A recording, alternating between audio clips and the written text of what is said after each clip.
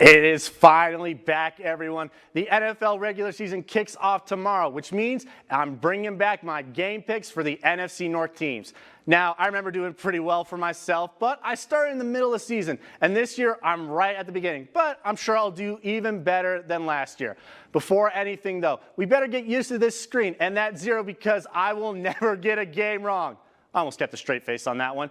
And those perfect games, that means if I predict the correct score for either the winning or losing team, we'll add one there. So hopefully we'll see a couple of those. But enough waiting around. Let's get those picks. First up, the Detroit Lions and Dan Campbell kick off their season against Jimmy Garoppolo and the San Francisco 49ers. Honestly, this game is probably the most unpredictable of them because for the Lions, it's a new quarterback, new coaching staff, and for the Niners, might see two quarterbacks during the game. The biggest thing will be the battle between the Lions O-line and the Niners D-line. If the line can give Goff enough time to make his reads or open up things for the running backs, the Lions should put up good numbers. But Sewell will probably see a lot of Nick Bosa, and that will be quite a welcome to the NFL moment for the rookie.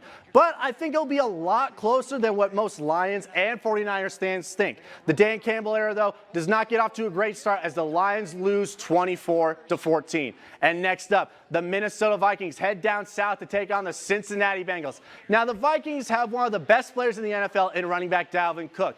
And the Bengals spent a lot of money in free agency on the defensive line for moments like this. But the secondary of the Vikings, mainly the corners, are the biggest question for me. They have to go up against a healthy Joe Burrow and his BFF in Jamar Chase catching all those passes. Now, I don't think the Bengals will shock the world or anything like that. But I also don't think the Vikings will really scare one because it is the Bengals, and we don't really know if all the hype from the draft and free agency will translate to the field. I do think it's a higher scoring game, and the Vikings start the season off with the win, 31-24. Next is the game of the week between the Green Bay Packers and the New Orleans Saints down in Jacksonville, Florida.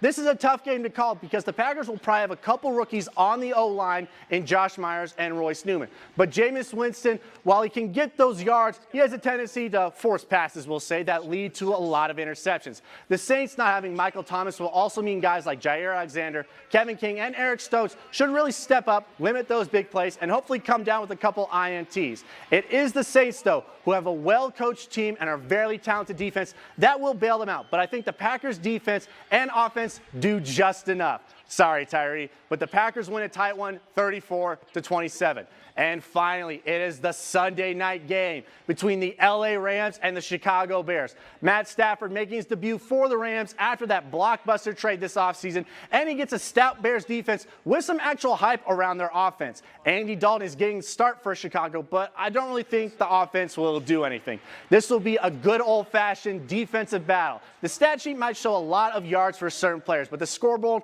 will say something completely different. Aaron Donald and Khalil Mack will probably have quite the duel on Sunday night. The Rams, though, get the last laugh, giving Stafford his win in his debut with a 24-13 victory. Thank you for watching ABC 10 News on YouTube. For the latest Upper Peninsula news, weather, and sports, be sure to subscribe to our channel and like us on our Facebook page.